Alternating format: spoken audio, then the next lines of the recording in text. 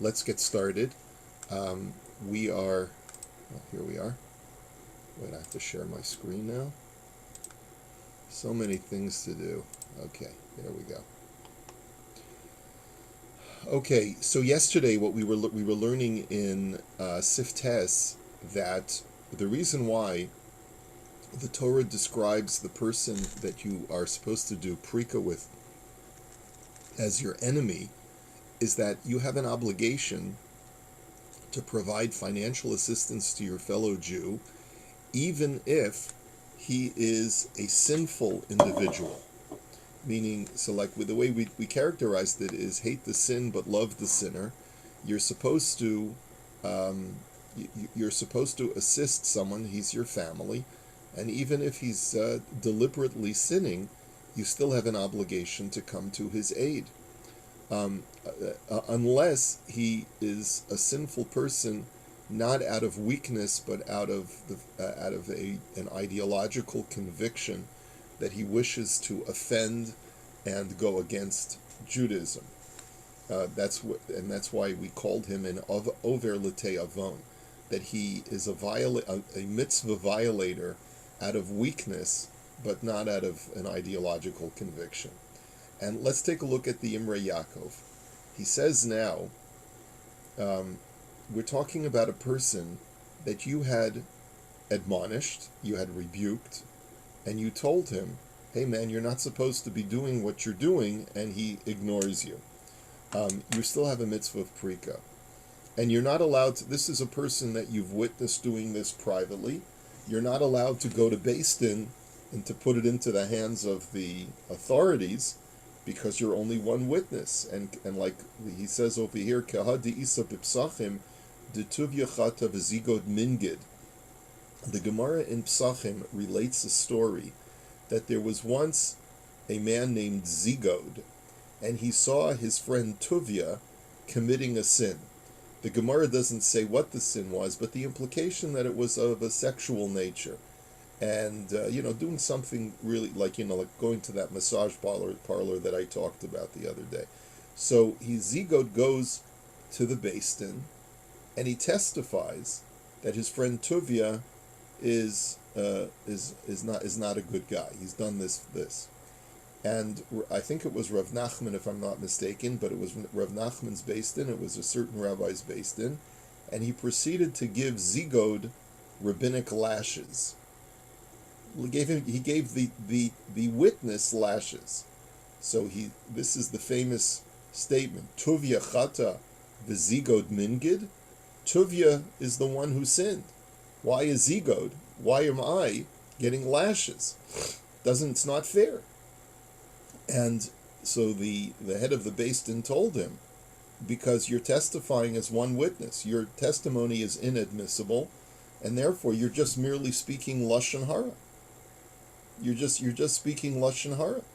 You don't have the ability to empower us. We cannot be empowered by your testimony to do anything to this fellow, and therefore you would have been better to keep your mouth shut. Now you're just stam committing slander against a fellow Jew, because it's not an actionable offense since there's not two witnesses. As I mentioned yesterday, in today's world, even if two people were to see a guy committing a sin, walking into McDonald's or the massage parlor or whatever it is, that would not be an actionable offense. You can't go and take this guy to a Beis Din and have him punished. But there are ways to deal with such a situation. I mean, let's say an upstanding member of the community is caught doing something that's quite improper in secret. You should speak to the person. If he still refuses to heed your rebuke and your words to try and get him to rehabilitate himself, then one thing you may want to do is just to notify, let's say, his rabbi, which unfortunately I've been on the receiving end, and let the rabbi know, listen, there's a member of your congregation who's doing improper things, and let the rabbi perhaps go ahead and have a private conversation with the guy and see if he can help him rehabilitate himself, because there are sometimes very self-destructive behaviors, that it's a good idea to ask someone who's in a position to help the guy pull himself out of whatever hole he's dug, to help him. So there it's not considered lashon hara, because there it's not like going to an official authority court, which you hope is going to give him lashes. That's not the issue. The issue here is this guy needs help, and therefore you're allowed to go and speak to someone who's in a position to help him. But in this situation, you're a motzi shemra, and therefore you don't have a right to go. So therefore, in other words, you've seen this guy do something wrong, and the Torah says you're allowed to hate this fellow, um, but he can't receive a punishment from Beis Din. He says, let's say the guy does a criminal act, and he's been punished by the Beis Din, or he's been punished by the authorities, so then you're not allowed to hate him anymore. As the Torah says, that in talking about giving someone lashes, the Torah talks about giving corporal punishment for a sin. Like, for example, if a person eats chazer, he's supposed to get 39 lashes. But then the Torah says, do not lash him excessively. In other words, you have to assess what he's physically capable of receiving. Because if you lash him excessively, then he may become disgraced. And what that means is he may lose control of his bodily functions out of the distress to his body. And so you have to make an assessment before you administer the 39 lashes. Hey, this guy's an older guy. Maybe he can only tolerate 21 lashes instead of 39 lashes. But there's a rabbinic interpretation of those words, your brother will be disgraced in your eyes. Ve'amru demishalaka havalei ka'achiv. And they said that once he's gotten lashes, he's your brother once again, and you have to treat him completely no differently from anyone else.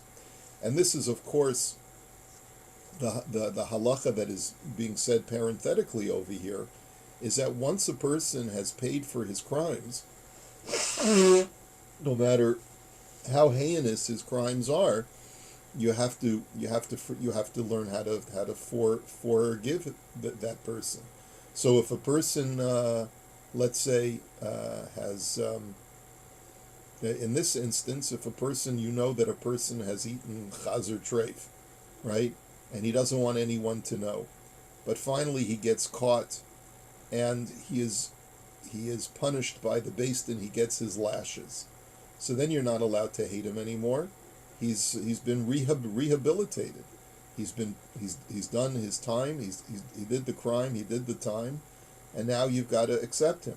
This is a big problem in many societies, where even after a person is a convicted felon and he sat in jail for the proper number of years, people still don't accept that person. He's discriminated against, right? Because they figure, well, if you're an ex-con, so then, we have to worry that maybe you're going to recidivate, and you're going to go back to your bad ways, and you're going to steal again, or whatever it is. So the important thing is to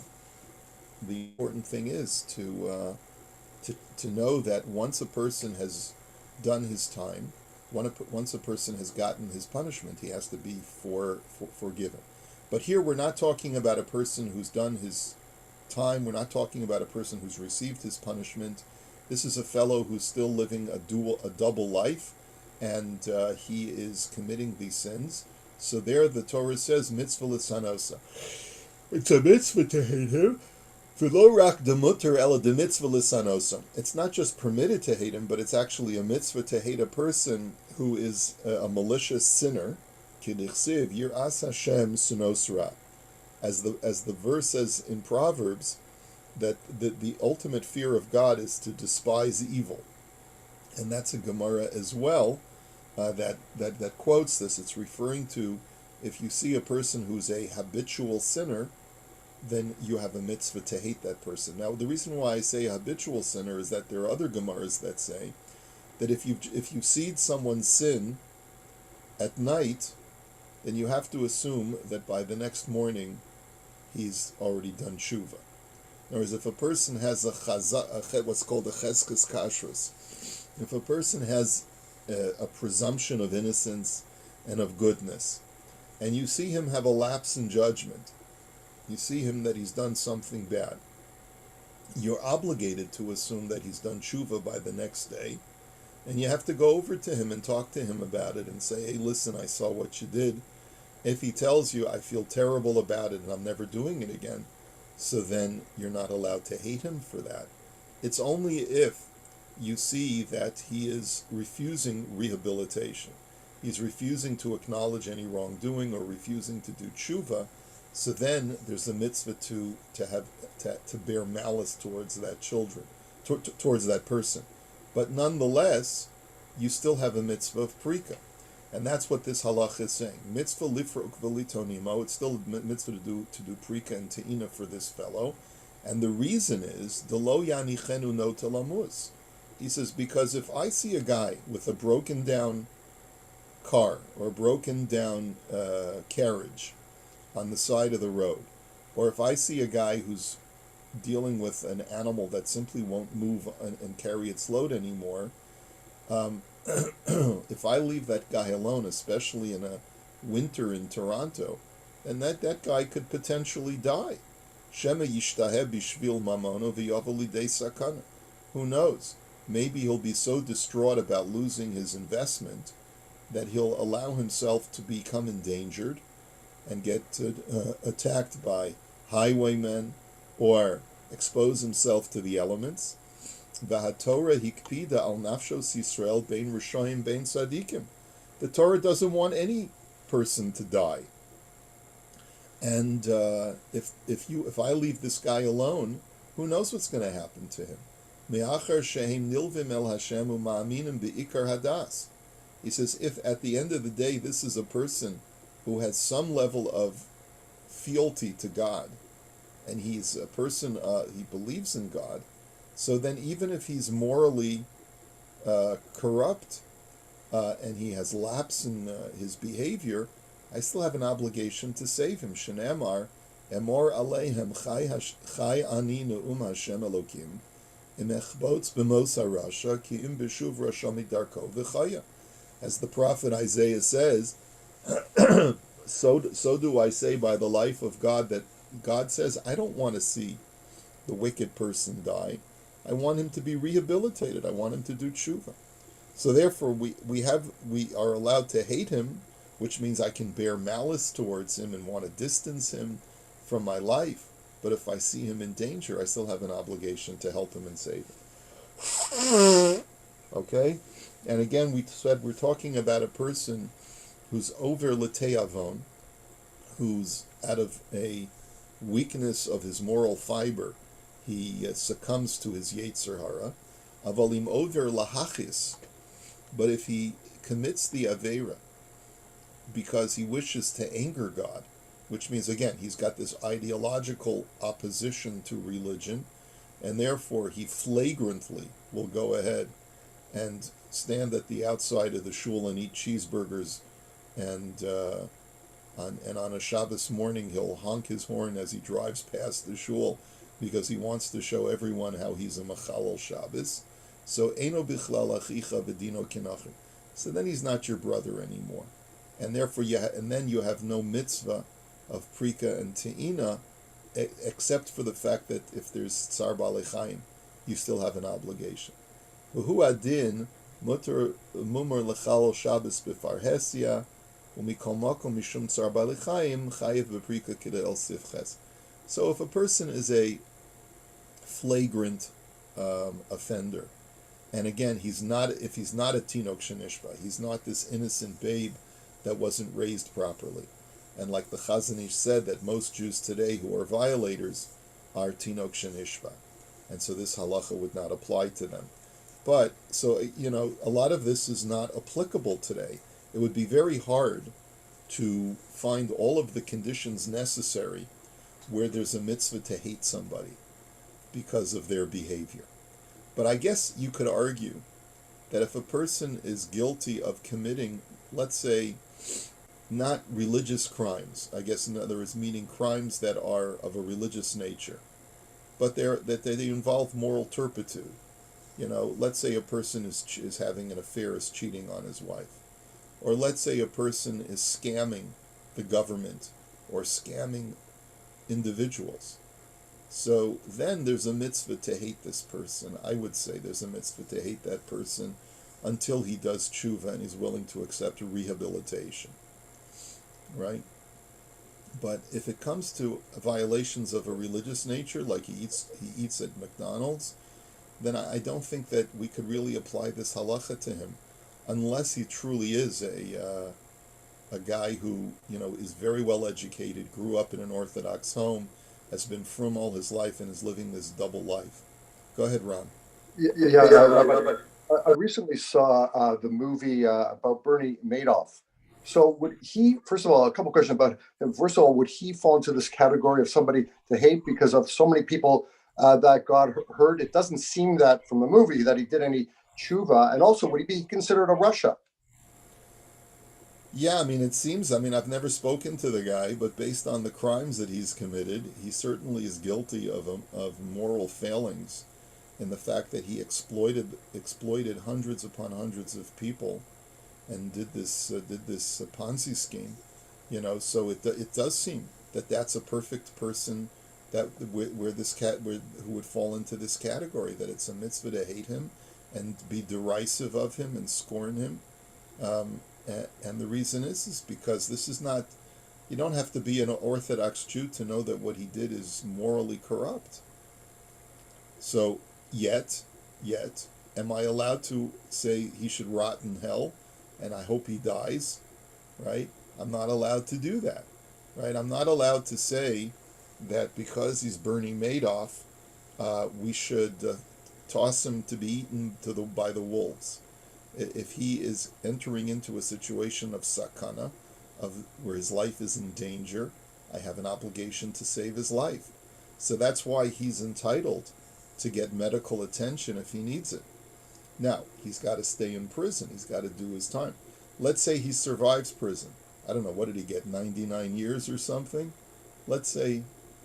He got 150 years.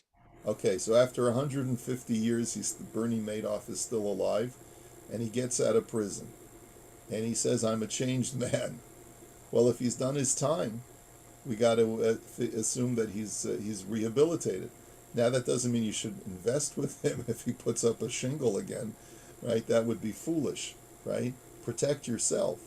But are you allowed to hate him at that point? No. If he's accepted penance, if he's done his penance for what he's done, so then, you don't have to hate him anymore. But he's not there yet. He probably won't be there until after he dies. Yeah. Okay. Now, I want to study a very brief Gemara with you for just a moment, because that's going to be the basis of our next discussion. So I want us to just be very crystal clear. The way that Chazal understand what the Torah is talking about when it says, if you see the donkey of your enemy buckling under its load, you still have an obligation to help him. The Gemara's challenge is, how can he be your enemy if he's a fellow Jew? And the answer is, he's your enemy. He's a person that you must bear malice, because he is a habitual sinner. And that's the reason why you not only are permitted to hate him, but you have a mitzvah to bear him malice. But yet you still have the mitzvah of prika and te'ina. Okay, now I want you to look at another Gemara, and this is a very short Gemara on the bottom of Bava Metzia Lamed Beis Amid Beis. I'm going to share the screen with you now.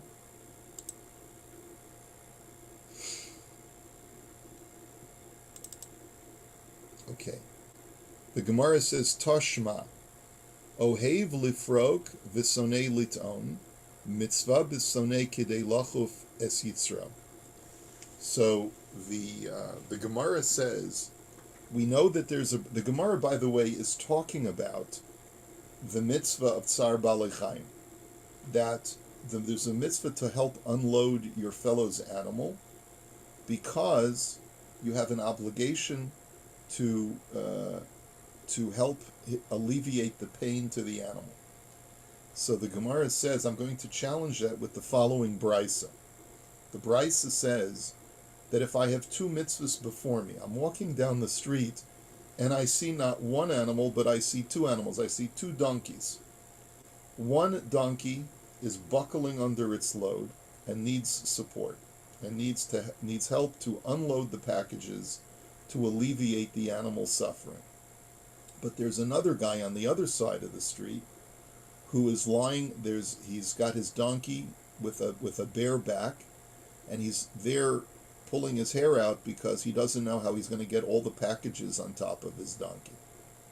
So there's one fellow on the right side of the street that needs help doing prika, unloading the donkey. There's another guy on the other side of the street that needs help with te'ina to help load up his animal. Which one am I supposed to help? So the Gemara says, if one of them is your friend and one of them is your enemy, if it's ohev lifrok, if the fellow whose donkey is buckling is your friend, visonei liton, and your enemy is the one who needs help loading up his animal, mitzvah bisonei kidei lochof es yitzra.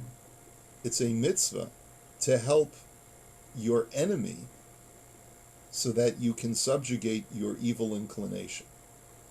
It is a mitzvah to help load up, to do the mitzvah of te'ina before you do the mitzvah of prika, because it is more important, even though the mitzvah of prika usually precedes the mitzvah of te'ina, but since the person who owns the donkey who needs te'ina is your enemy, and it's bad for you to hate somebody, we want you to subjugate your evil inclination by going over to the guy who you normally would dislike and help him load up his donkey.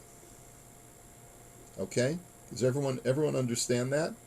So the Gemara then asks the question, V'isal kadaitach tsar balechayim de oraisa ha'adiflei.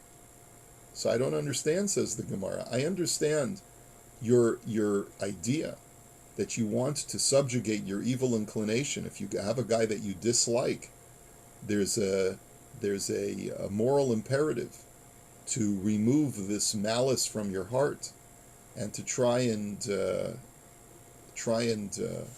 create better relations with this fellow. And that's why you should do the mitzvah of te'ina first, because it's with your enemy. But what about the mitzvah of tsar balei chayim, which is de oraisa? You're basically saying forego the mitzvah of tsar balei chayim to help develop your character and remove the dislike that you have towards the guy who needs te'ina. Why should that be? Doesn't tsar balei chayim take priority if it's a mitzvah de oraisa? So the Gemara says no. Afilu hachi kidei lachuf es yitzro adif. So the Gemara says no. It's true that tsar balei chayim is a mitzvah de oraisa. You're not allowed to stand by while an animal is suffering. But at the same time, it's also a mitzvah to work on your character. And the mitzvah to work on your character is even more important than the mitzvah of alleviating an animal's pain. Okay? So that's what the Gemara says. Now, based on what we just learned, you should immediately be perturbed by this Gemara. What would be your perturbance from this Gemara? Can anyone want to shout it out? What is immediately disturbing or seemingly contradictory about this Gemara?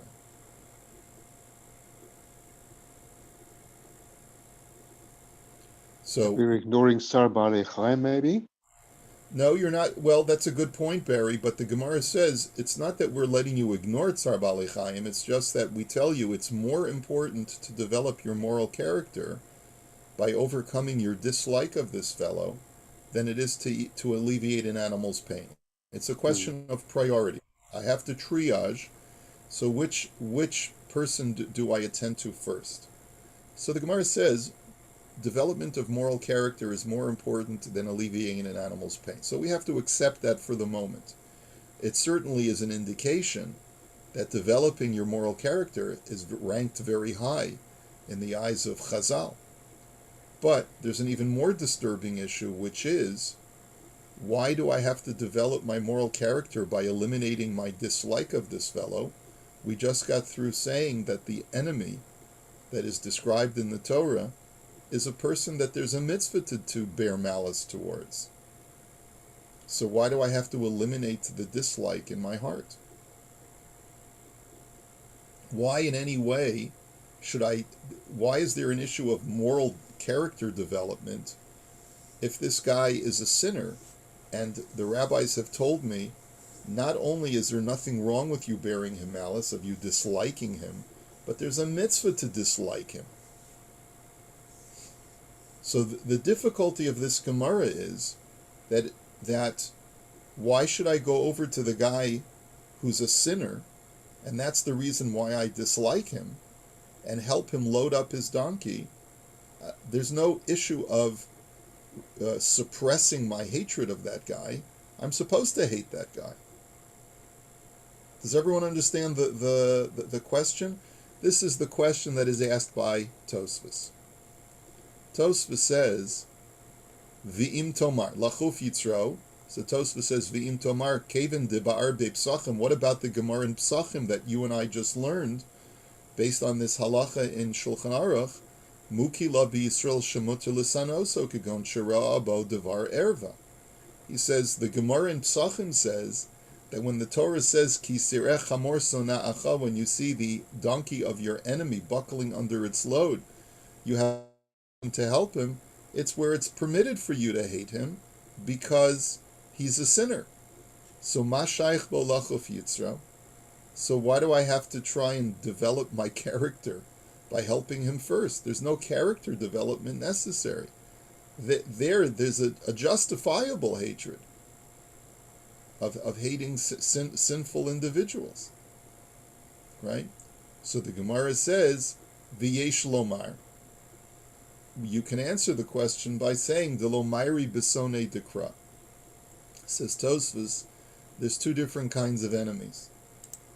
There's the enemy that the Torah was talking about, that I have a mitzvah to hate him because he's a sinner. And there's another type of enemy where I don't have justification of my malice towards him. I simply don't like the guy because he and I don't see eye to eye on certain things, or because I don't like his family, or I think that he's a blabbermouth, or I don't like the way he eats herring at Kiddush. I don't know. You could come up with a whole bunch of different reasons why you don't like a guy. But if you don't like a person and there's no justification to dislike him, that's the case that we're talking about here. So I'm setting up the halacha that we're going to learn tomorrow, is that there's two categories of sonei, two categories of enemy. One is where there's a justifiable hatred of a fellow Jew, because the Torah says that if a guy is leading a double life and is guilty of moral turpitude, there's a mitzvah to bear him malice, and yet there's still a mitzvah of prika and te'ina. And there's another kind of enemy where there's absolutely no justification to hate him. You are obligated to remove hatred from your heart if you have no legitimate reason for disliking a person, other than he just is he's a blabbermouth, or he's you don't like his personality, or he just annoys you, and so forth. In that situation, that's what our Gemara over here is saying. It's better to help him first to uproot that malice that you bear towards him simply because you don't like his face, or you don't like the way he speaks, or whatever it is. But there's no justification in hating him, and therefore to uproot that hatred from your heart, you have a mitzvah to help him first. Because as we all know, that when you help someone, you feel a sense of connection to them once you've helped them. Okay, and so this is going to be the subject of our discussion tomorrow in the next halacha. But you've seen the Gemara already, and we'll pick it up in Mirz Hashem next time. Okay.